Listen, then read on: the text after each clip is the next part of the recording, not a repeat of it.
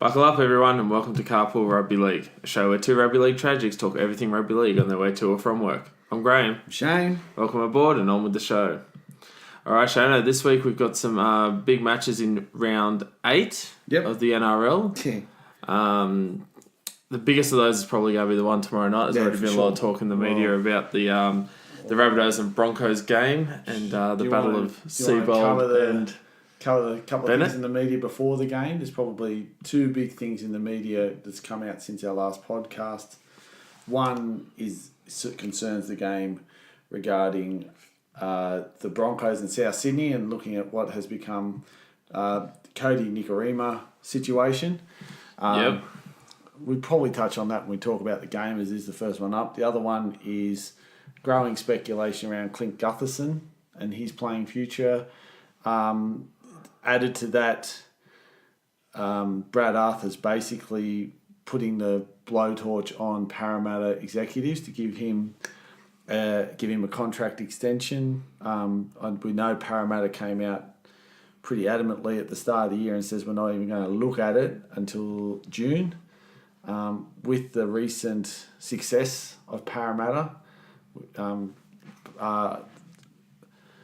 Brad Arthur and his team have said, well, we want to know by the end of May.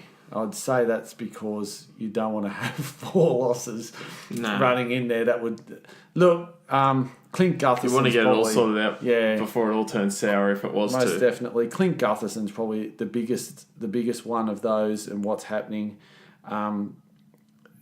Understanding is that Parramatta have offered him a 3-year deal. He wants a 4-year deal. It's in the order of about $650,000. He wants $750,000. The team that is circling around, ready to swoop, and pardon the pun here, is the Seagulls. Seagulls, yeah, that's what all the talk is. The question is, where the hell is he going to play at the Seagulls? They've got an established number one. He wants to be number one. He said in his contract negotiations. Playing in the halves of DCE. Well, geez, you've got to wonder whether really, one of the things you can say about Manly this year and Des Hasler is that they both look rejuvenated. Mm-hmm. I think it would be going back to his old ways to buy someone like Gutherson, offer him the $750,000, not be able to find a spot for him, and he becomes a burden on the salary cap. That's basically what's been the issue with the Des Hasler side over the last few years. I think we'll find out probably a bit more, especially this week when we get to talking about Manly with Croker and LG playing in the halves. Yeah, that's it. My gut feeling is if I was Parramatta, I'd say, hey, how's 700? I'll meet you halfway. Yeah. The thing is, Clint Gutherson... If you're a Parra fan, you won't want to lose him. No, and he's played all right. He hasn't... he's played the way he should be playing. And I think definitely his form this year has not done has done plenty for his value. The question's going to be, Parramatta have been significantly bagged over the years due to their management and mismanagement of the salary cap. Here's an opportunity, and here's a time where, in actual fact, what they're doing is they're being sensible. Yeah. They're saying, look, we've floated you out in the market. All we really think you're worth is $650. That's what we'll pay you. Yeah, because it's the same argument the Parramatta fans say when they have issues with players and they've got players not performing, and they're going, oh, look at these players we've got, we're paying them too much. Well, remember Chris Sandow? Yes. $900,000. That was a big contract at the time. That did not work out for him.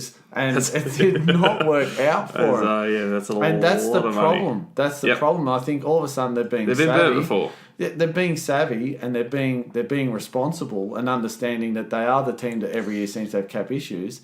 I don't think we can start bagging them for what they're doing. I think what they're doing is they're saying, this is what you're worth, and if you want to test yourself elsewhere, do that.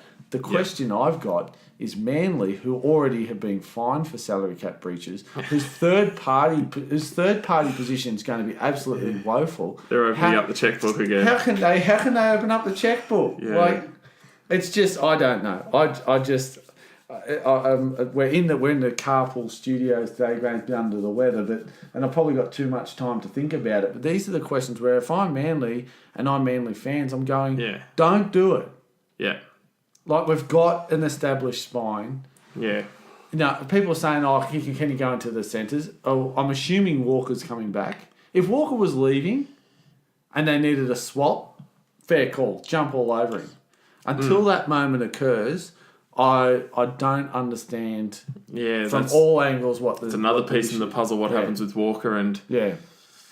Yeah, I don't know. I think a lot's got to happen there for that to all make sense. Yeah, and I just think if you're... Unfortunately, Parramatta have just gotten themselves to the point where they're looking good. They're looking like a side. Brad Arthur probably has... This is the closest he's come to owning a side that he can fully say is his. Yeah. Things are looking really good. Yeah. Yeah, it's just, I think what happens on the field over the next few weeks might also impact the whole situation. Hopefully for Para they keep winning and they kick on, and they might see it as an investment that's better spent in a young player. Yep. Sure. All right. Well, we'll move on to the games this weekend. The first game we have is tomorrow night. It's at ANZ Stadium. This is a game we talked about a little bit last week in regards to being South Sydney's opportunity to farewell Greg Inglis. Starius Boyd's 300th game. It's Bennett versus Seabold. It's got just about everything, It's a blockbuster. The only problem is it's on Thursday. Yeah, so hopefully it's not too hard for people to get out there and see it, because it's not ideal, and I know it's a lot easier on a Thursday night. That is the graveyard shift of... It's made for TV. Yeah, that is the graveyard shift of games, isn't it? Yeah. In team news, as you'd expect with South, there are no changes to their team. One thing they've been doing every week, which I'm not sure why they name the team this way every week and change it every week, but George Burgess has been named at starting prop. Good on him. Just Wayne, mate. Wayne just wants to shake it up. Just so there's something for people to report on an hour before. Yep. So George Burgess named to start with Totola on the bench. That usually swaps by the time kickoff comes around. For the Broncos, Cody Nikorima, who has had a bit of press himself earlier today in regards to what his future is going to be. He's actually out with a calf injury. He's replaced by Thomas Dearden, who's he's only 18-year-old, and this is his debut, so it'll be a massive game for him to come in and have to contend with all of the talk, the pressure, and the lead up for this one. Whilst games are won on the field, the coaches have a massive impact. Already this week, I feel as though you can see the pressure build for Seabold, and I think Wayne Bennett's having a bit of fun with this one. Oh, you got to get on and have a look at his press conference. Wayne Bennett is the master. Look, Seabold, clearly his move, and even before the move, last year at South Sydney where he was quizzed, South Sydney were doing well, they were playing well, they were juggernaut at one stage, they were the best side in the competition. All of a sudden started losing games right around when he was supposedly, I'm doing the whole...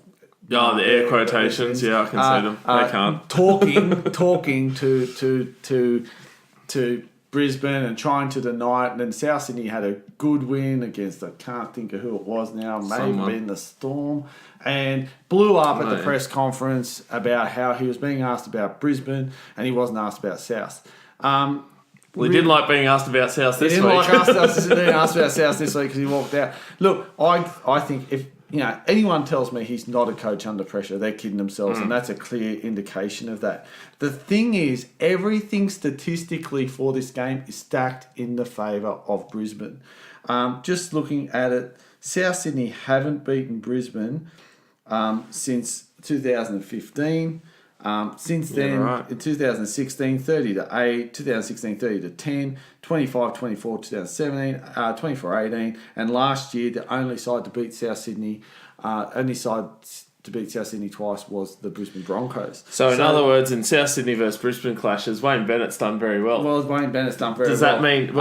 Do you look at it from that point of view and you say, well, the thing is, last year what Wayne Bennett was able to do was in the second half just pick South Sydney to bits, both times. And the only reason sort of those games stick out is because they're at a time where South Sydney was this juggernaut and Wayne Bennett was able just to pick him apart. hilarious last year that when South Sydney played Brisbane, it was Master versus Apprentice. Bennett was asked today, what about Master versus Apprentice? He goes, mate, I didn't, all he did was throw a Broncos jersey on. He wasn't in my main 20. He's not my apprentice. I didn't know the guy. The big thing for Brisbane is they can't score the points that South Sydney seem to be able to score. And South are defending well. They're going to find it a lot harder to score points this week. I think the one of the big keys in this game is going to be the defence of both teams. South Sydney's defence last week, as we talked about on Monday's podcast, it was phenomenal. Yeah. Penrith had so much ball inside the South 20, and they I was going to say they couldn't get through. They did. They scored a few tries, but it was very difficult for them. And I think also too for Brisbane, they have that ability to miss tackles, and for key players that are doing a lot of tackling and that you'd expect a lot from, you're getting a lot of ineffective tackles. So when you're looking at Brisbane, you've got players like Gillette, Glenn, and Bird. They lead their list for ineffective tackles. Yeah. So, we've been talking about those players, say, on the edges and starting to create some stuff for Brisbane the last few weeks. But if you get a Sam Bird just running strong out wide, a bit of footwork at the line from a Cam Murray, they could cause them a lot of problems. Look, we know what South Sydney are in attack. They've scored 164 points in attack. They've conceded 115. To put that into perspective, they've scored 164. Brisbane have conceded 147. Like if you look at teams like Melbourne, and people say, "Oh, Melbourne, great rugby league side." Brisbane have conceded more points than Melbourne have scored this year. There's a significant defensive issue there. Yeah. This is going to be coupled with the fact they've got a brand new halfback who's 18. Yeah, what impact does that have? Line. Now, let's just stick with that. As I said, that what the hell is wide running there? forwards, yeah, they're going to run him all night. Burgess will be running at this bloke all night. And Cody Nikorima, look, it would be remiss of us as a rugby league show not to talk about what Cody Nikorima, the situation. Yesterday, it appeared like... do you reckon he's injured? No. He's come. It's basically come out today, this morning. Bulldog mentioned it on Big Sports Breakfast, and subsequently it seems to be getting some serious ground. He put his hand up and said, "I do not want to play. Yeah. I do not want to play for the Brisbane Broncos. I do not want to play in this game." Now, do you know what the other problem is? Big call. Do you know what the other problem is? The other problem is apparently he's loved by the playing group. Alex, when he went in front of the players and said, "I don't want to play," Alex Glenn was apparently in tears. Now, if this is true, if Seabold's walked in... Look, in my opinion, and look... Seabold doesn't know the players. This is my opinion. Is that what you reckon? Seabold went to Brisbane for no one else but Seabold. He didn't care who the players were. It was his dream. It was his dream was to coach the Broncos. His family's... I get it. Your family's up there. You work near your family. In rugby league world, that's a very difficult thing to achieve. Yeah. And the thing is, he went up there and now he doesn't know the playing group. I don't think he fully understands the playing group. Last week was the first time he probably had a full strength side. Yeah. I just look at the team and I go, okay, why are they reverting back to Bennett methods? Yeah. Because we've said this all the time. Now, was Bennett having a great year at Brisbane? No. They got towed by the Dragons in the end. And look, to say where the Dragons were at, that was a fairly scratchy game against South in that final game. Yeah. But the thing was, Brisbane probably weren't playing well, still found themselves in the 8. Yeah. Still played finals football. Yeah. Still beat teams they needed to beat. They've played 5 top 8 teams, I think, so far this year, and they've lost every one of them. Yeah. So those big games... They just... I don't... When you've got a coach walking out of the press conference, you've got to ask yourself, does he have the mental capacity to be able to talk to your team this week? Bring them together. Calm them down. To Sydney. Come to Sydney. Big game. Darius Media. Boyd, 300. Who's Darius Boyd? And you know what? Guess what Wayne Bennett. Guess what Wayne Bennett made very clear today? The only Brisbane player he talks to on a regular basis is Darius Boyd. Yeah. Why would you bring that up? To show the relationship they've got. Yeah. To say, look, I've got a better relationship with him than the current coach does. So who's he going to be playing for? But this isn't... And I just find it very strange that when you look at their playing, and you look at what they're doing, and it gives more reason last week when he walked out. He said, "I wanted to talk about Anthony Milford." Why just Anthony Milford? Right, like it's almost like is he the only one? Yeah. Is he the only one you've got? Is he the one I got on side? The interesting thing is too, when you've got to come out as well. I mean, we haven't even mentioned James Roberts yet. Seabold's come out today. He's actually said that James Roberts will play. There was a lot of talk that Staggs might replace him for this clash. Roberts has been heavily linked to South. A lot of the rumours are that this could be James Roberts' last game for Brisbane, and as soon as next week he could be lining up for South. There's still a lot to happen. Basically, when we look at what South Sydney have to do, whilst the NRL have green lighted the Greg Inglis situation, they haven't rubber stamped it. They said they would. That hasn't been forthcoming yet to get that concession. Why that hasn't come forth yet, I think that's got more to do with the timing of when the board meet rather than it be rubber stamped straight away. It's got to be rubber stamped pretty much tomorrow for the James Roberts thing to take effect. Yeah, but also too with James Roberts, with this whole situation, if he's under contract to Brisbane, if you're South Sydney, you can't just go and talk to him. No. Brisbane would have to have instigated this. And that's the thing. And along with James Roberts. When James Roberts got in trouble during the year, what was that, about round 4? He got caught on night, maybe round 2. When did he get injured with the back spasm? Was that round 2? It was fairly early. It was round 2. So anyway, he was out on. For those who don't know, he went out on the night in Brisbane and was photographed, basically being carried out of a club. Brisbane were very upset with what was happening. One of the things that that come out of Brisbane was, he's going back to his old ways. And it's like, well, hang on. What was his old ways? Were they old ways? Were they old ways when Wayne were there? And the answer was no. James Roberts knows that for some reason under Wayne Bennett, he can curb those tendencies. And that was a lot of talk as to why he wouldn't come back to Sydney. Those old habits when he was at South and Penrith. South Sydney's the biggest problem with James Roberts is South Sydney were the first ones to sack this beautiful.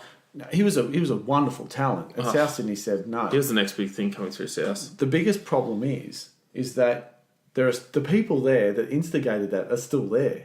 Some of those people are still there. Oh yeah, and they have very long memories, and I think it's going to take a lot of convincing to say come back to the bright lights of Sydney. And behave. Can he do it? I hope he can do it. You want to see someone like Jimmy the Jet playing well, regardless of who it's for. He's a brilliant football player. But ultimately, I think that there's a lot of computations around this match, other than the fact that these two swapped. Bennett said he hasn't spoken to the management of the Broncos since the sacking. He made it very candid. Someone said, "How's it feel to be sacked?" And he sort of said, "Well, I had a job the next day, so it wasn't that bad." I think this game has the potential to be a blockbuster. Yeah. My gut feeling says this is going to be extremely close. Why I'm picking South Sydney is because A, it's in Sydney, but B, I think the way in which Bennett has managed his team this week will be far and above better than what Seabold's done. But not only managing the team for Anthony Seabold, as you said, managing it, including an 18-year-old on debut. That's really including a centre who's just come back from injuries that's in the news every day and being linked with the club he's playing against. It's a lot for them to get over and deal with before they even step foot on a blade of grass. And look, I think whilst the Broncos will be looking at Darius Boyd 300, let's play for him. It's also... Which is a great achievement, by the way. It's been lost in all of this. That's right, it has. It really has. All the headlines, and that... I'm firing up a bit here, because all the headlines have been about who's going where, what coach said what, this, that and the other. And whilst the coach spectacle's good fun, the hullabaloo we have for other players that get their 300th game. I don't know if Darius Boyd, maybe he's not the fan favourite with the media, but I don't know if he's getting enough. And I've got a lot of respect for him because at game 50 and 100, this guy wasn't going to play much longer. His demons were too much. There was one stage there where you thought he was done. for this guy to come to get forward to 300, and get 300, I think is a massive, massive ordeal. Unfortunately, big achievement. I don't think I think at the moment they're a bit of a shambles. They're the disappointment of the season. In more ways than one. If you go back, imagine if we went back and listened to our previous show and we were talking about Brisbane. I know a game hadn't been played, but you think you would have made it there up. was so much promise. And the people of Brisbane, this is big because they expect more. They demand a lot up there. They're a big city with one team. I love it. And that's true. They've only won variable since last year for Brisbane. Seabold. Right. Coach of the year. Coach of the year. I just think he was able to do something with the South playing group that he can't do. And the other can't do at Brisbane. The other thing is he's following Bennett. He's not following just anybody. Yeah. For Wayne Bennett to come into, say, South Sydney and say, look, play your game and we'll tweak a few things here, he can manage that. For a coach like Seabold, I don't know if he can come in and just take over someone's processes like that. It was classic. I don't know if that's what he's tried to do. Today they asked if Sutton or someone was going to run at the new halfback, and he says, I don't know. He says, I'll tell him to play what's in front of him. If the guy's not in front of him, how can he go to run into him? Yeah, that's right. Yeah. And I just think it's been so much better handled by South Sydney. Experience. It is, but I also think, he loves this stuff. I think that the Brisbane management have not handled Seabold well in the last 3 weeks. Coming out in papers saying he's our man, we're standing behind you. You'd never want to hear that. That is not what you want to hear. Once you've got the support of the board, you're buggered. What the board needed to do was just shut up. Yeah. Yeah, he's doing his job. Make no comment. Yep. Make no comment.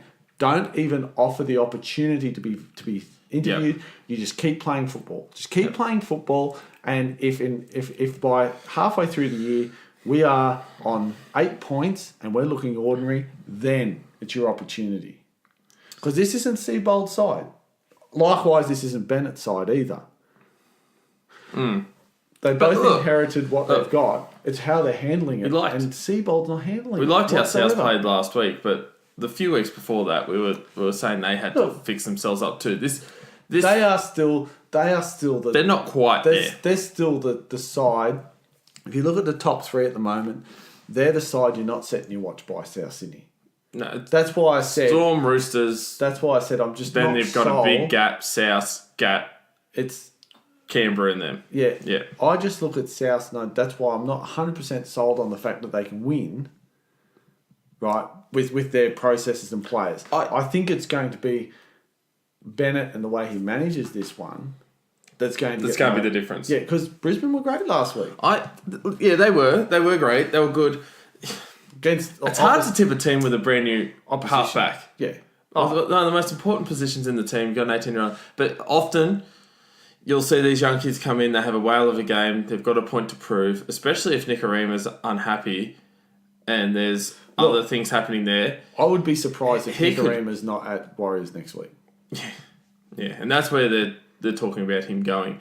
So, be interesting to see. I'm also tipping South. I actually think we didn't even really talk about the South halves. I thought were the difference last week in addition to the defence.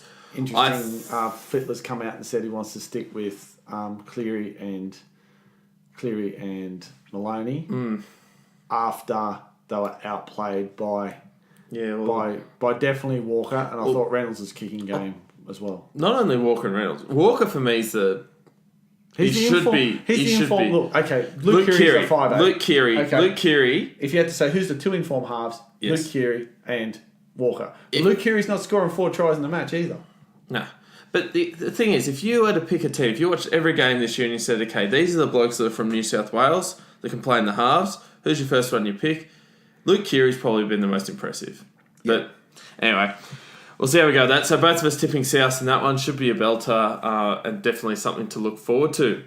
All right. Interestingly, Corey Oates and Cody Walker both on 7 tries for the most tries scored this year as well. Well, there you go. And Luke Keary, incidentally, try assists leading with 9, but definitely right up there. Corey Oates 7 tries, Cody Walker, and that's where I think you can find the line, can't you, Oates? But that's where I think for Brisbane they're going to win this game if they can, is getting Gillett and Oates. I thought Gillett and Oates were back to some old form last week. They're the players you need finding old form because they can really cross the line. Yep. But Bunnies for mine. Yep. Cool. All right. Agreed.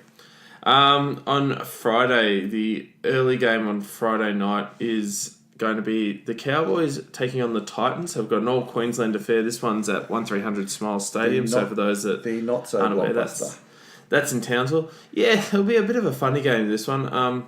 For the Cowboys, the main concern for them, and the news that came out this week, was Tamari Martin. He's actually they're looking at a bleed on the brain with this one, so it's a really scary injury for him. That we'd want to make sure that hope he's okay. Yeah, that he's okay, and we hope that that's not as serious as it could be, because that, after all, health comes before footy. We love our footy, but we want to make sure that everyone's healthy.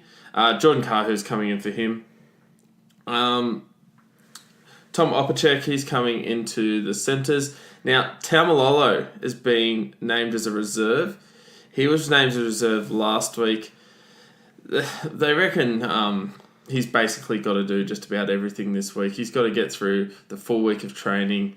Paul Green reckons that they won't risk him if he's not right, which makes a lot of sense because you'd hate for someone like Taumalolo to come back and re-injure themselves. There's no point. It's not as though there's a lot on the line this week. And I found that coming out. Interestingly, after it come about that he was losing the playing group. Subsequently, he's had a meeting with the players, and all the players are happy with him. That it seems to have been a past player that's come out and said this. You're always going to have this kind of talk around a team like the Cowboys is doing so poorly. Look, you will not find at the moment a more even matchup. I'll just put it in perspective. The average weight of the teams, exactly the same. Yeah. Average height.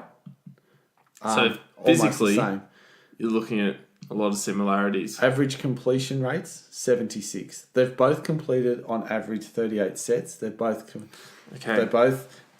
on paper, it should be a close game. Sets. Average tries 3. Average run meters. A bit more to the Cowboys, and average runs, and average run meters a bit more to Cowboys. Cowboys have it by about 4. Average offloads 9 to 10, 10 to the Titans.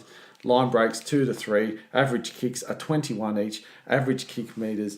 The Cowboys have a little bit more, as you would imagine, with Morgan. This is a very, very even matchup. Yeah, and really looking at the changes that the Titans have had to make.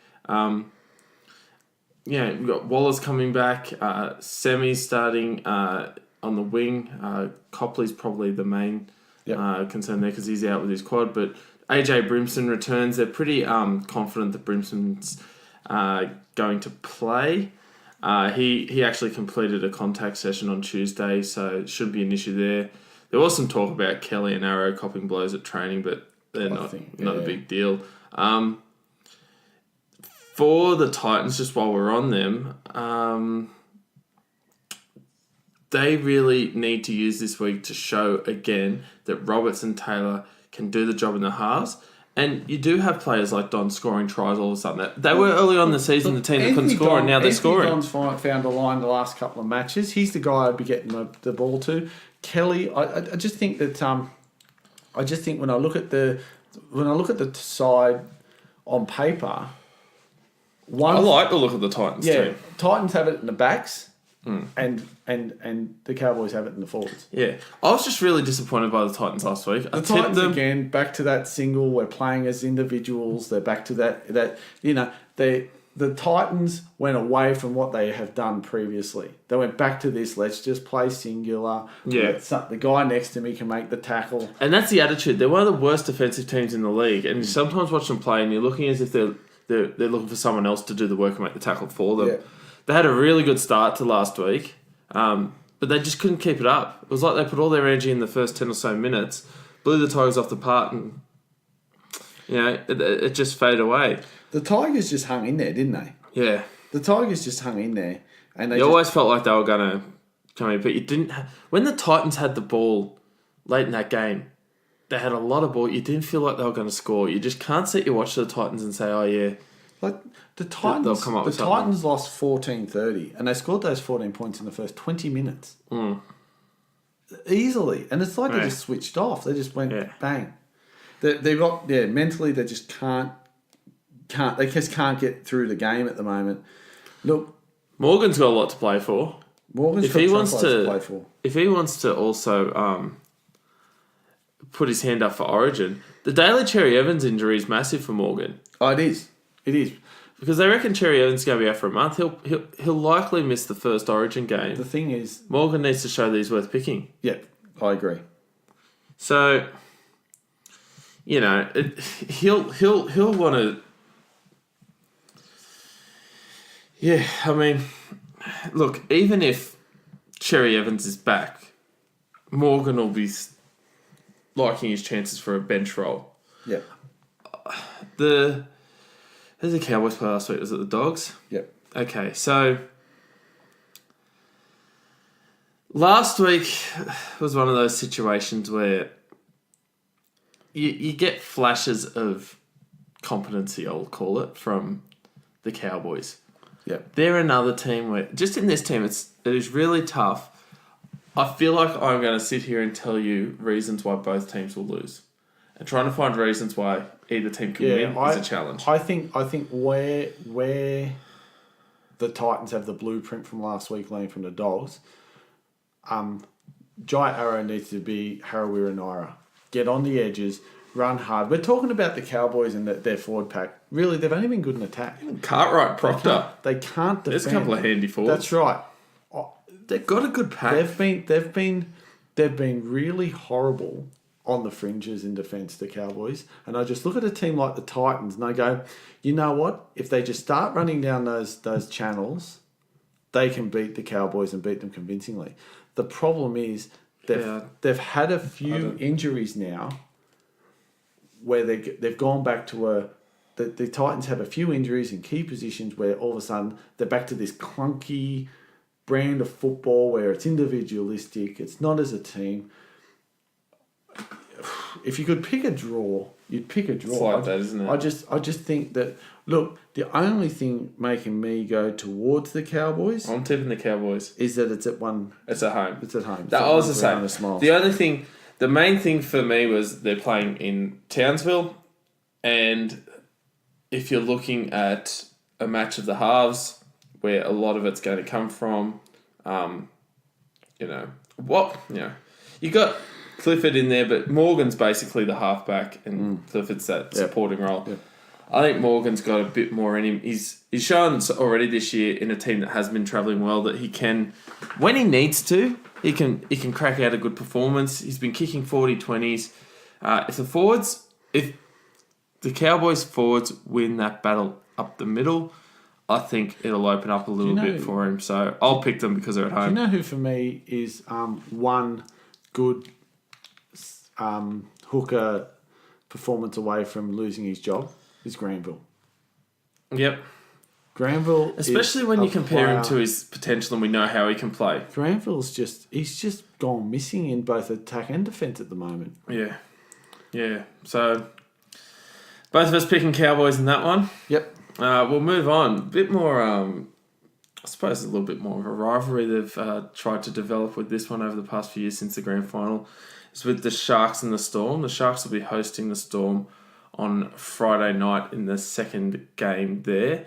Look, I know we don't advocate betting. When was the last time you saw the Sharks at $3 versus anybody? Yeah, that's true. That's true. Like you know what I mean? Like that's really an indication where everyone's faith is at with the Sharks. Yeah. That there's just... I know they're coming up against the Storm. They've got injuries. They're just not playing good football at the moment. They're just unsure of their brand, where they need to be scoring tries. Bronson Sherry was looking good there for a little while, and now probably didn't have the best game last week. Yeah, he's showing how hard it is for a young bloke to have good games week in, week out. It's just become a situation where you got this guy called Sean Johnson. He's gone. He's not there. They're becoming an absolutely injury-ravelled side. And well, look, the good news for them is Sione Katoa is back on the wing. He missed a couple of games. Kyle Flanagan is coming in at 5'8" to replace Sean Johnson. Nakora's also back from suspension, which is good. The Storm, they're pretty much with that same team each week. Super minor changes for them. I think Asofa Salomona's coming back into the starting side. He was on the bench last week. Other than that, you've still got your usual suspects. Hughes at fullback, Munster, Croft in the halves. The forward pack, you still got your, Smith in at hooker. They've got a good side. They've got a really good side, the Storm. I think a lot of our conversation here is going to be about what the Storm have to do. What the Sharks have to do to win. Because the Storm, whilst they've been this juggernaut, they weren't convincing last week. There are a lot of things about last week's performance that Storm fans will worry about, and I'm sure they worked on this week. And a lot of people have come out and given them a bit of a serve. We were pretty kind to them. We sort of know that even a bad day for the Storm is better than most other teams. The other interesting thing is with the team news in this one, there's a bit of talk that Curtis Scott could come back into calculations, maybe come back into the side. The Sharks reckon they're going to leave it until Thursday to make a decision on Dugan. Now, looking at the side, he's named in jumper number 21. He's basically been named on the reserves due to that new rule where you've got to be named earlier in the week to be a chance of playing. I don't think there's any chance. No, otherwise you put him in at number 5 or 3 or wherever he's coming in at. Or if you want him to play fullback, you name him at 1. I agree. Just to get in their heads a little bit and say, Dugan's back, so to speak. Whether it bothers the Storm or not, who knows. I think in this one, it's going to be a big challenge for the Storm, especially with, say, Kyle Flanagan coming up against Cameron Munster. In regards to the Sharks, they were poor last week. They didn't have much ball. They couldn't hold the ball. You've got to hold it to have it. The Storm, if they just go through their processes and do what they've got to do off the back of Smith and Munster, they should get the job done. The fact that it's in Sydney and Cronulla maybe brings it back and level a little bit.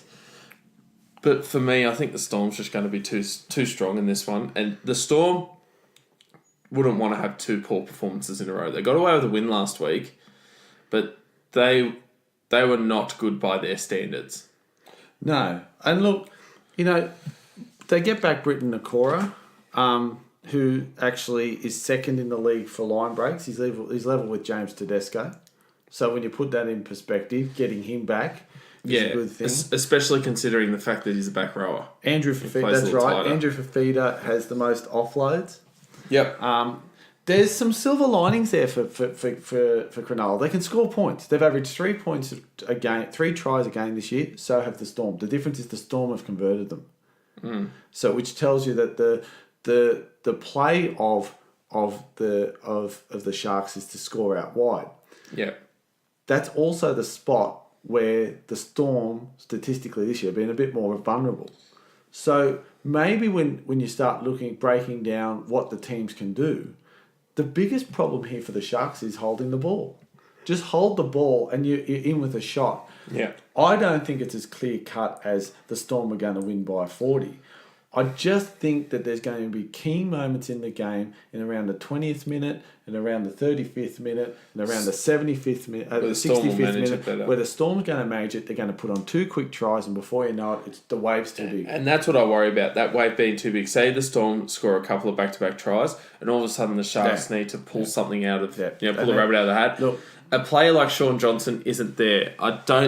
It'd be a lot of pressure to put on, a Kyle Flanagan to say, I need you to create something out of nothing like it. This is where Kyle Flanagan, this is his opportunity now. Huge lot opportunity. of hype around him. There's been a lot of things said about him. This is his opportunity. Josh Morris has to lead from the front in this back line as well. Yeah. I know people go, hang on, how can you leave from the front? No, you're a centre, you're in back, early in the set, kick return. You're the guy taking the first scoop from dummy half. He's got to play. Take some pressure off the other blokes. He's got to play the Justin Hodges role that Justin Hodges used to play at Brisbane. Get down there, and that first scoot is yours, and you make 10 metres. Especially with that big forward pack. Like if you're an Andrew Fafita or Matt Pryor, and you're getting back on side, and Gallen. Interesting to see how many minutes he plays this week, because they'll get as teams do most weeks. Bromwich, Kafusi, Finucane, they'll bash you if you let them. Yeah. So I think the forward battle will be quite interesting. I think Fafita's actually been playing rather well. Yep. So I agree with that. Look, it's going to be difficult for the Sharks, but stranger things have happened. The guy under pressure is Kurt Capewell. He's 4th in the league for missing tackles. Yep. And that'll get exposed this week if he doesn't tighten that up. Teams are starting to see him as the turnstile. Yep. All right. And you can't be a turnstile when you're the second rower. Definitely not. No, you get too much traffic for that to happen. So he's the one that should be running through the turnstiles of the halves on the other side. So Storm for both of us in that one. I could imagine definitely that being the case there. The next game is an interesting one. Very interesting. We have the Raiders versus the Panthers. I like a good Raiders versus Panthers game. I like a good Raiders versus Panthers McDonald's Park. So I think that's in Wagga Wagga. I'll have to double check on that. I'm positive it is. But yeah, so bit of that'll do. Yeah, sure. So it's a Canberra home game, really. I know it is one of those regional ones, but it's a Canberra game. Canberra would have a lot of support in Wagga. Yes. I'd imagine they're the local team, really. Yes, for them they are geographically yes. So Wagga Wagga.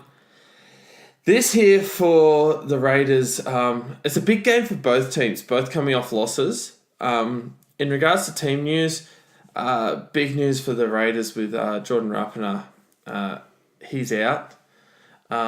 So, look, Simonson's in for him. That is a big loss. I know people say, he's a winger. Yeah, but he's a huge part of this team, and also just in regards to the Canberra side, and he gets back there. He does those meters, like we said, Morris needs to do. But even personality-wise, he's a leader there. He's just a leader amongst men there.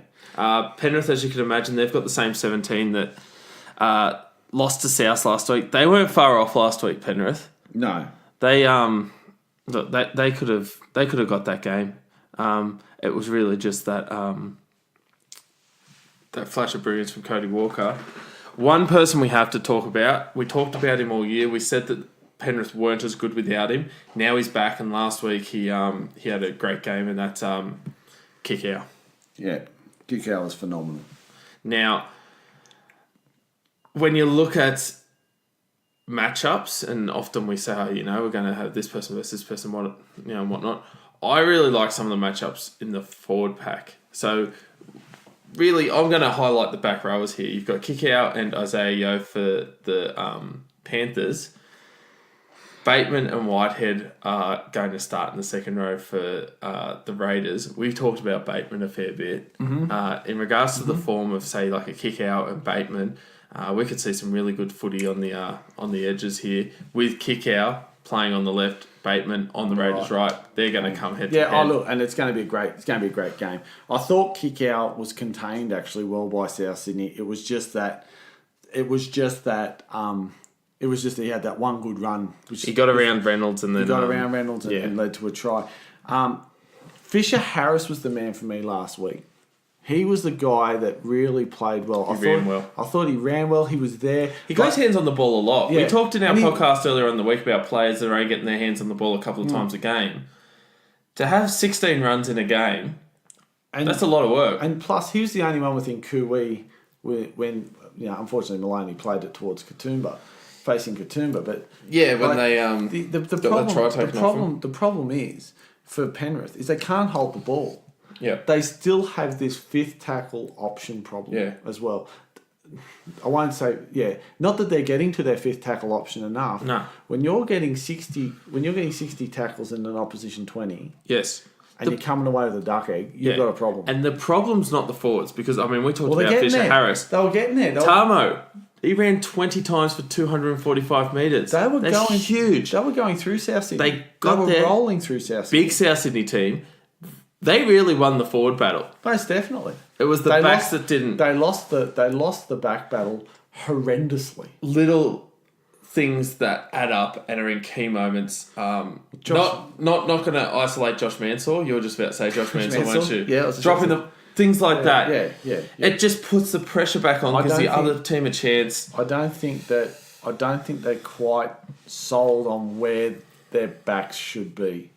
I think they've got a back line. They're not quite sold on it. It's very interesting.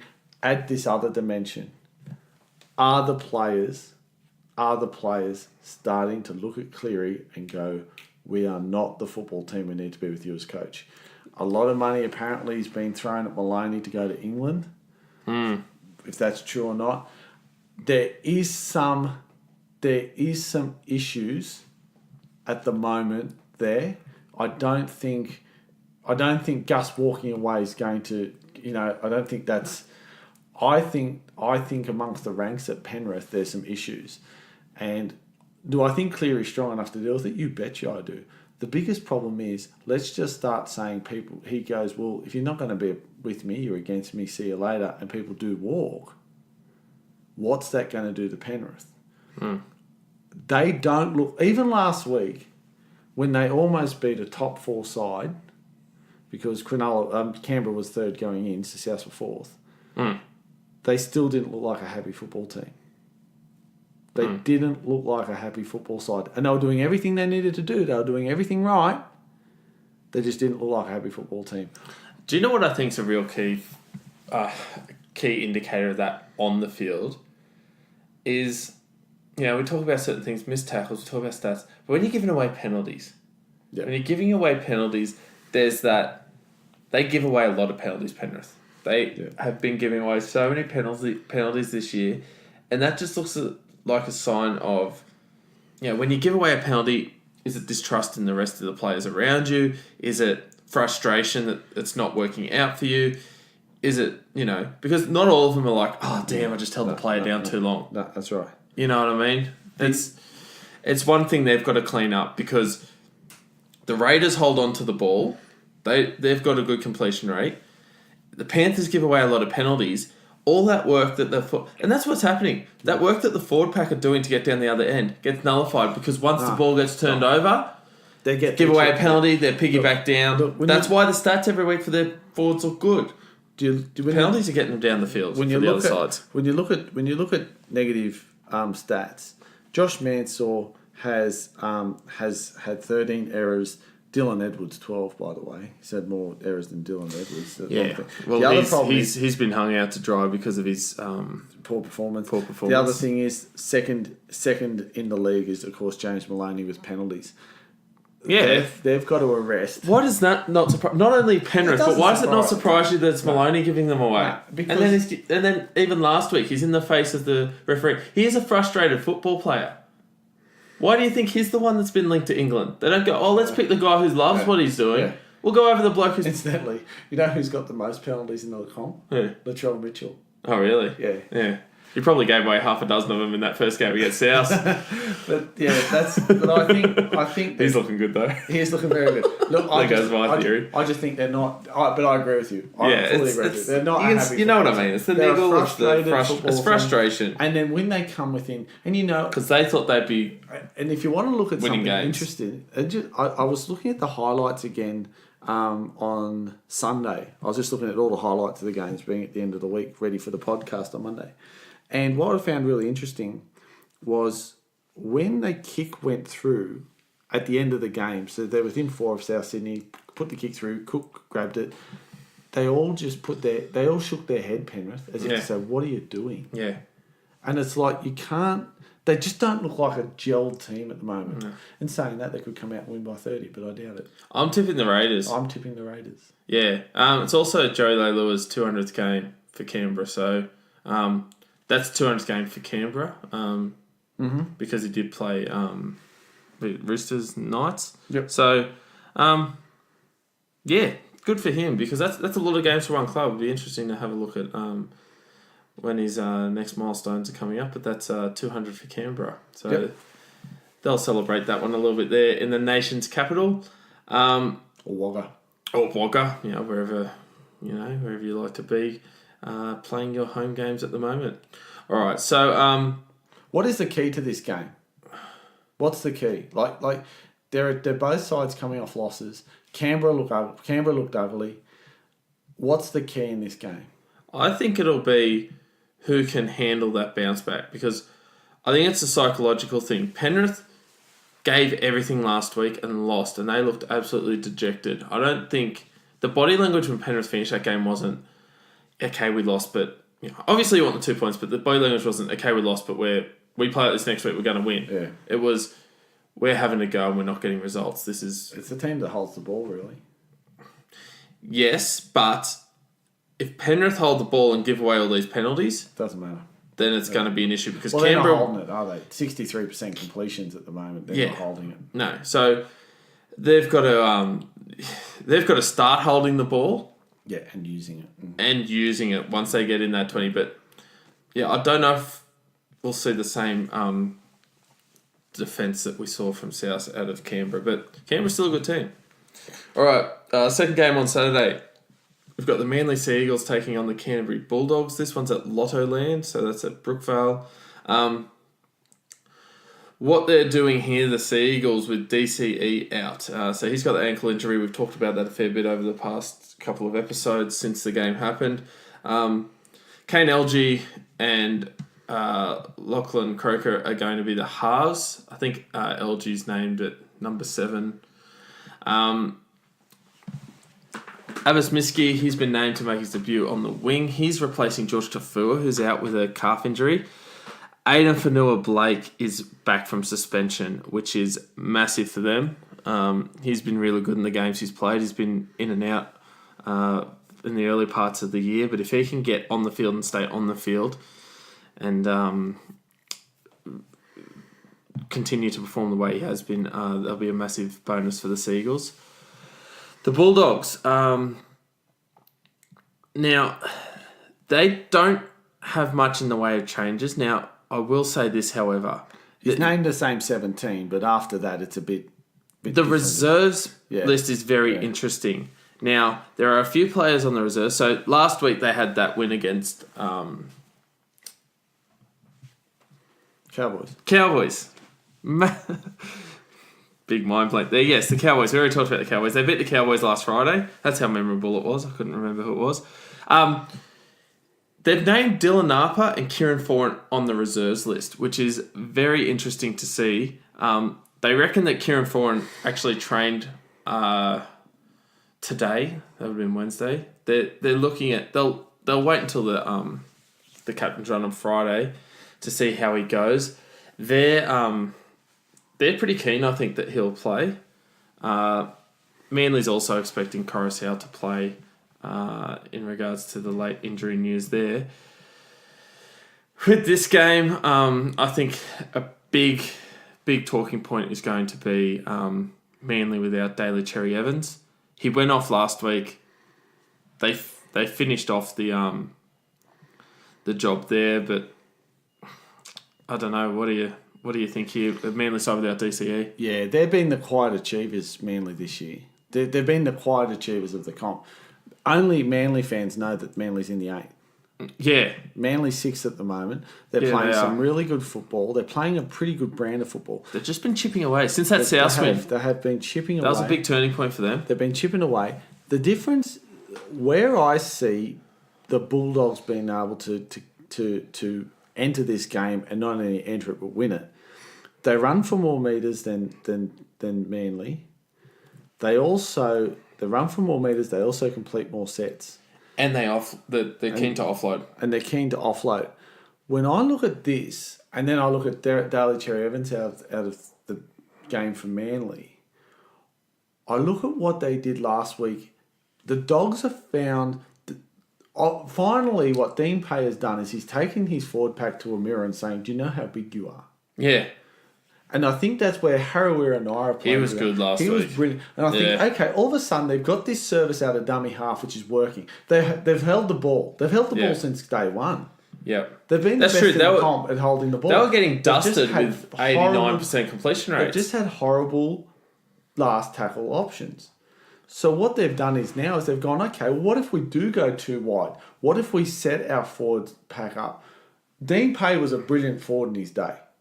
He wasn't average. He played with teams who knew how to do the trick shots. Yeah. And I think what he's been able to do is been able to look at his forward pack and go, right, this is what I've got. Let's start playing this brand of football.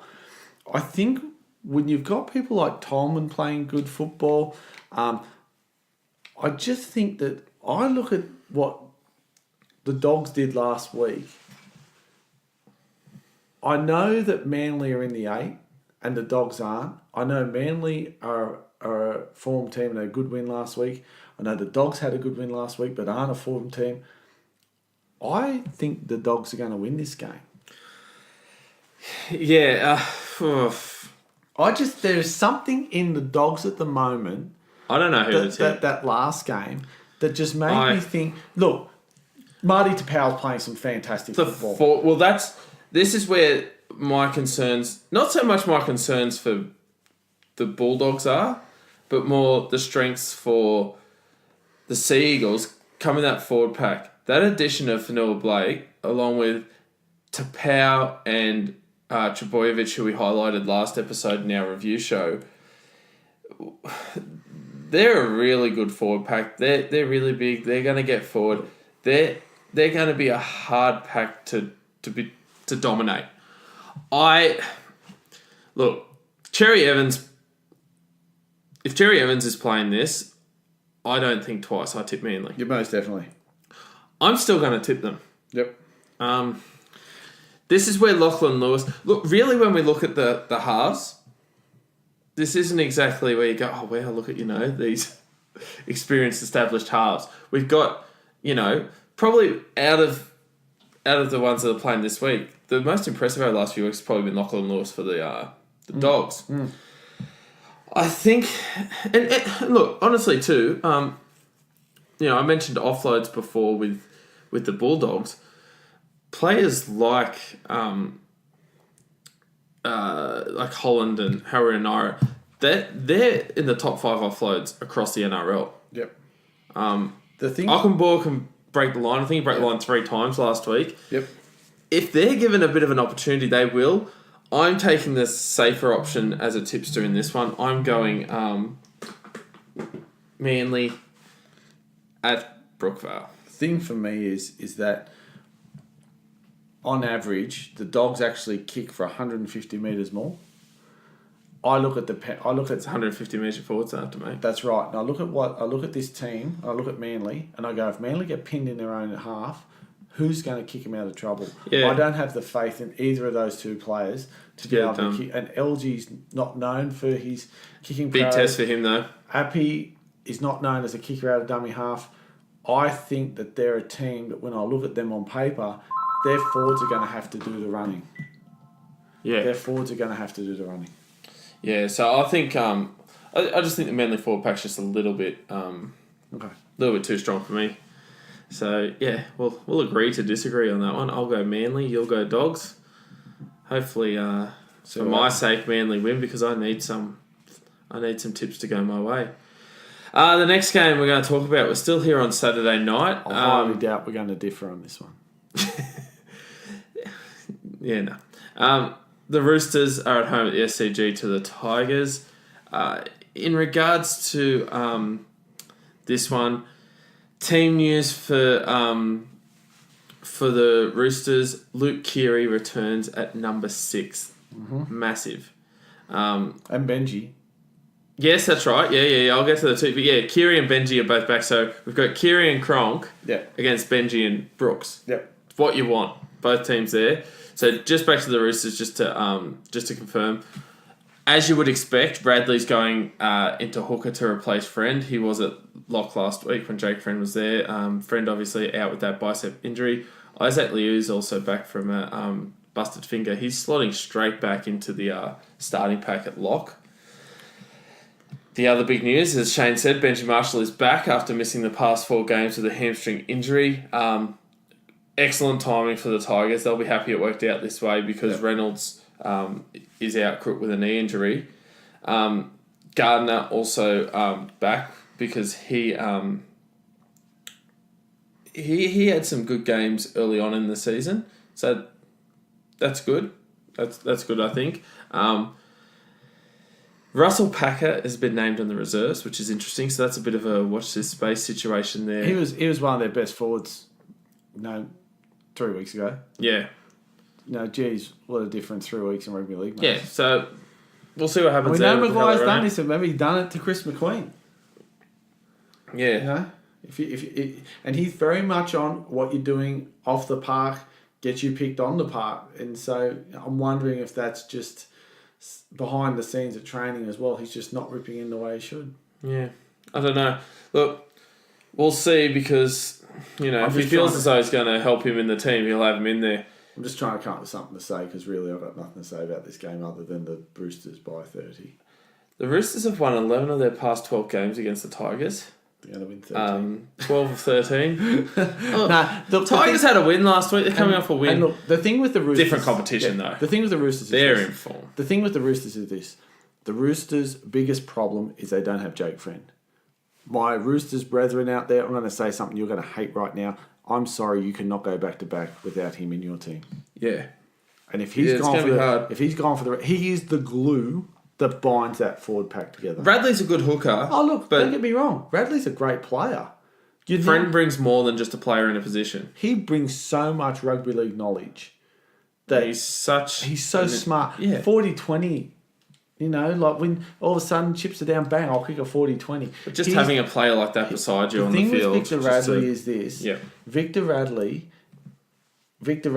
is going to give service and probably a little more. He's going to do a lot in defence. Don't get me wrong, he's going to do a lot in defence. Yeah, he's going to be... When he runs the ball, he does well. Yeah, but the thing is, running the ball from dummy half the way that Friend does, week in, week out, and doing it...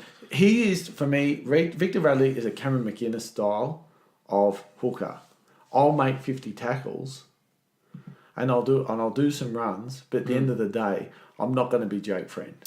I just think that that's a massive blow. It's a big blow, but... Massive blow. Gee, he plugged the hole pretty well last time Friend was out. Yeah, but I don't know whether you can win a premiership. I know what you're saying. Long term, week in, week out, come to the big games is different than winning an NRL game. If you got anyone to play there, Bradley's a better backup than what most teams have. Testing their depth. If they have one more injury to Isaac Liu, or are we at the point now where they're going to be really skinny? Victor Radley would have to go back, who then gets promoted. Victor Radley will play hooker as long as Friend's out. I just think that they're now testing, and it's funny, like you would never say this about them. I know Nat Butcher's there. I know Mitch Orbison's on the Tenavano's there as well on the interchange bench. I just think once you if you get one more forward injury, you're promoting someone. You got to promote someone that maybe is not suited for the spot. Right. But look, if we look at they're a juggernaut at the moment. That's how good they are. We sit here instead of talking about their game, we talk about hypotheticals. Yeah, that's how good they are. If this happens, if that happens, they've got two. They're too structured. I can't see the Tigers winning this. The Tigers, though, Tigers going to be kicked out of the game. They're going to punch the ball down the field. Tigers are going to be working it out of their corners. They're going to get buggered, and by the 20th minute, all hell's going to break you loose. About the 20th minute. If the Tigers are still in this game, 78 minutes in, it's going to be a monumental effort. I like the fact with the Tigers last week that I don't want to say they were unpredictable, but they started to use the full width of the field. They were trying out both sides. Like we saw that last week where, we saw Mahe Fanua score a try, and then we had, that combination on their edge with Jennings and Thompson starting to look pretty good. They're starting to score a bit of points through that corridor as well. The thing is, if you're 14-0 against the Roosters, you ain't scoring 30 unanswered points like you did last week. If they play in that first 10 minutes and give up a lead to the Roosters like they did the Titans, they're buggered. Can't do that. The thing with the Tigers is that if they take they take the end of last game into this game, okay, they've got a lot to play for. If they do that, then they'll have a good showing. I still don't think they can win. No. Roosters all the way. Okay. On Sunday afternoon at 2:00, that would be Mount Smart Stadium. Yes, Mount Smart Stadium, but that would be 2:00 Australian time. That is 2:00. We have the Warriors taking on the Knights, which is a interesting matchup, I think. In regards to team news, Tuivasa-Sheck is back. That's massive. Okay. So they've got their finisher. We said last week, we said the other day in our podcast, they are a game breaker short. He's back. He's back. So that's good. Which means Hiku's going to play in the centres. Fizatua's also back on the wing. Their back line this week starting to look more like what Warriors fans would want it to. Interesting move here. Adam Blair is back to the interchange bench. We've talked a bit about him. He's basically did not deserve the right to keep his starting spot. Yeah. Tohu Harris is playing second row this week too. Yeah. That's good to see because I think he's at his best when he's got that number 12 jumper on. The Knights, they come off a win last week. They're going to run out the same 17 as you would imagine. I didn't see that win coming for the Knights last week. That really surprised me. I know a lot of people would probably say, Knights at Newcastle and you can't, always set your watch to Parramatta. They're not going to play at, the new Parramatta Stadium every week. But I think the key for Newcastle that I talked about earlier this week that they need to go on with is the rest of the forward pack for the Knights. I mentioned Saifidi last podcast. Standing up and giving David Clemmer a hand. David Clemmer can go out and make 200 metres a match, but he can't be the only one. You talked about them being a bookend short. Are we starting to see the forward pack from Newcastle do what they need to do? The other thing we saw from Newcastle last week, they had 84% of possession, 84% completions. Yeah, which led to them having over 50% possession. Yeah, that was a big factor that they held the ball, and that allowed Ponga to have his best game of the year. That's right. Yeah. What I find really interesting with this is a lot of people are going to say this is clear cut. The Warriors are going to win. We know where the. They are both won from their last 4 games. Actually, they might even be won from their last 5. The Warriors. If looking at how many wins the Warriors. Looking at the Warriors' last win, they might even be 1 from 5. So they're both in the same region. I look at the Knights, and I think the Knights are a better defensive outfit. I look at the Warriors and think they're a better attacking outfit. It's just going to be who holds the ball. Yeah.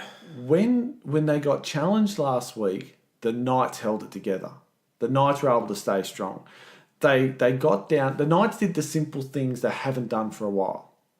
Now, every loss is closer to your next win. I don't think they won last week just because they'd lost that many. I think they won last week on the back of some serious soul searching during the week, and they they found a role for their halves. They found someone who could be a potential bookend and do that job and do it well. I look at this game. If I look at the 2 weeks last week, I can't go past Newcastle. I'm not tipping Newcastle in this one, but I was really impressed last week at the fact that for the first time in the year, you look down their team and you look at their spine. You know, we talked that 1, 6, 7, 9, and everyone was doing a job. Watson and Levi stood up last week and played their role. They're going to have to do that again. For most players, you're going to say last week, I feel like for Newcastle, I'm going through the team going, that was his best game of the year. That was his best game of the year. It was. Of course, because most of their other games have been pretty ordinary. Been poo. So, poo in boots. So, the thing is, we're going to say, we can say that they've got to now show that they can back it up. You mentioned defence for Newcastle. It's going to have to be on because you've got someone like Roger Tuivasa-Sheck.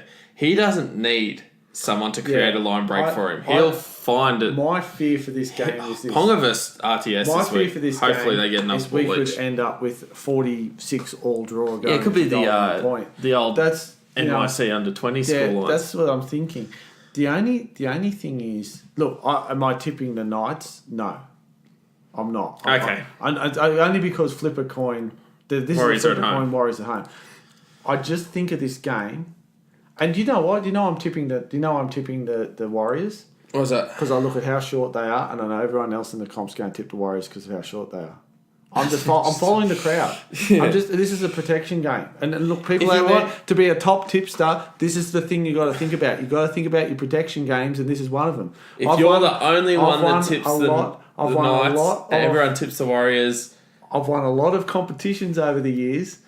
Doing things like this. The outliers are dangerous. The outliers are dangerous. I haven't seen enough in the Knights to make me say yes. If that was the Knights' second win of the season, different kettle. Let's say this though: if that game came after the Sharks game, you'd be picking the Knights in a heartbeat. Okay, I'll put it this way: if the Knights play like they did last week, they beat the Warriors. Yes. Yeah, I think so. Warriors hate teams that hold the ball. Yeah. So, and the Warriors don't like holding the ball themselves. They'll throw it around. I don't know how the Knights are going to handle that. Roger Tuivasa-Sheck being back, I think, is massive. He's such a good player. But do you know what I also think is put him in any side, there's a chance. But do you know what I think is also a big thing? Is Blair's to the bench. It's a kick up the butt for him. He's not going to be able to bludge now. No, you don't have a bludger. I don't mean that. No, he's got to come in that middle part of the game. I don't mean that in a derogatory sense. What I'm saying is he's a guy. He hasn't been doing much. He's a guy who's been doing nothing. That's a nice way of saying he's been bludging. That's right.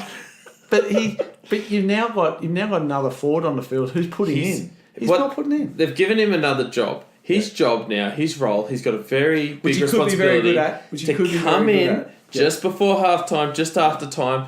After half time, in that middle 20 minutes, when there are some tired players and he needs to give someone else a rest. Yeah. Warriors for me. Okay, now this next game. I'm looking forward to this one. I reckon this will be an absolute cracker. Sunday afternoon footy. We've got Parramatta taking on St George Illawarra. Now, this is also at the new Bankwest Stadium. I'm a massive fan of Bankwest. I'm going to have to get out there and watch a game. I didn't go to the game the other day, but all the feedback from those who went to Bankwest just think it's an absolutely amazing venue. In team news for the Eels, Alvaro is going to start at prop. He missed out on last week's game. That'll mean... we've got Penny Terapo going back to the bench. Ray Stone's the person who misses out. He'll sit on the reserves list and likely not play. Lomax, we got moving into the centres, which is interesting this week. Aiken goes from the starting centre to the bench, which is an interesting move from McGregor. Blake Laurie's been named to start. Host is on the bench. Might change again. Host, I think, started last week. Can I just say, their 1 to 17, the way they're listed, has been a massive indicator for me on why I'm tipping Parramatta this week. They just I look at that 1-17, and then I look at what Parramatta's doing. Both come off losses last week that were, that shone some light on where they could both be at. St. George were were in that game, but you didn't feel like they were going to win. There's nothing. Does that make sense? Yeah, but there's nothing. Yeah, that's 100% correct. And there's nothing in this side which, like, host to the bench. Why? I reckon he'll start. He's defensively solid. Like, they stuff around. It's like the. I know that. But when you look at it, let's just say they don't. We have to work off what they've named. Yes, value. Effectively, yes, he's on the bench. Jeez, I just think that there's. I look at the Eels. Yeah, the Eels. I like the Eels team. They got brought back down to earth, but geez, you know what? Tim Manor, he was really good last week. I wouldn't want to play him at Parramatta Stadium. I'm going to call it Parramatta Stadium. We don't have any sponsorship issues with... Cumberland. No, we don't have any sponsorship issues with Bankwest unless they want to throw us some money, which I highly doubt. I doubt it. I like... it's Parramatta Stadium. Yeah, I like Tepe Mataroa and at... That's done well. At lock. I like him in at lock. That's done in one take. That was. I like Penny Terapo coming off the bench. I think what they've done is they've gone back and reflected on last week's loss and said, right, what do we need to go back to? We need to go back to what we know, and what we know is how to win. Score points and play well. And I think that's the thing. They've gone back and they've tweaked things slightly, and they've come out with this team. I think they're going to be a far different football side this week than what the Eels were last week. I look at the Dragons. The Dragons showed me last week something that the Dragons still haven't gotten past for the last 4 years. When all of a sudden they're in some pressure situation. Dragons love to be 15, 20 points down. Not you're ever going to be 15 points down, but you know what I mean? Yeah, I know. Because there's no pressure on them. Then all of a sudden they'll come through and they'll score all these tries and they'll get within 2 weeks. They hate it when they're within 4 and they've got to produce something. It's like to just crumble. I think also the key injuries that the Dragons still have are playing a part in the Dragons game at the moment. Yeah, I think there's some really cool matchups here in this one. I really like the Parramatta team. I think this is a huge game for Parramatta. This is the week where we find out whether Parramatta are the real deal. This is important. If they lose again, they're just another team in the league. They'll shuffle down a few spots on the ladder. Yep. They're just another team in the league there. If they beat St. George, I'll go, okay, last week was a blemish. I think they can do it. Whereas, it'll be back to transmission because prior to last week, the Eels were looking like the real deal. Last week they got done. Some of the matchups I really like in this, Moses versus Hunt, I think is going to be really, really good to watch. Gutherson Dufty, yes. Now, they are two blokes that fair dinkum. You give them a bit of space, they'll have some fun. How about, we talked about it the other day, what about Dufty's try against the Roosters? Yeah. That was a belter. Then dropped the ball. I know. But that's what I'm saying. All of a sudden, when the pressure's off, they do this stuff. Back with him, score, pressure's back on, drop the ball. Yep. I like their forward pack still. I do like their forward pack. St. George side. They're a great forward pack. I think their forward pack does slightly outweigh. I love the bench. I've got massive raps on Jacob Host. Lattimore. I've always been a fan of Lattimore. Yep. I just look at the interchange bench for the Parramatta side and go, there's points there. Yeah. I can see points in that bench. Yep. I look at the other side and go, I just don't see where the points are coming from. Look, if Mitchell Allgood came into the side, okay. You know what I mean? For St. George. To St. George. Yeah. I just look at the interchange bench and go, yeah, you've got some really hard-working players. If I took Sims off and put Host on, Sims can change a game. Yeah. Host is a very solid player at the moment. Frizzell. Vaughan, I've been talking about. He's probably one of my favourite props so far this year with how he's been playing. Yes. Yeah. Look, the one forward for me in that side, when I look at the the locks for each side. Yep. I think Maroil's got it. Yeah, I'm actually looking forward to.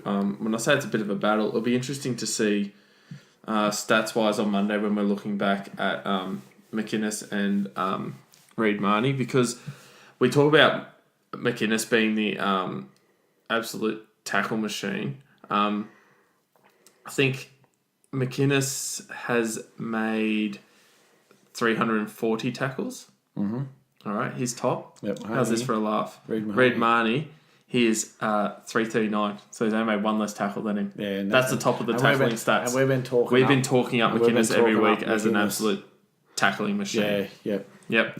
I'm tipping Para. And don't be surprised if this is a golden point game.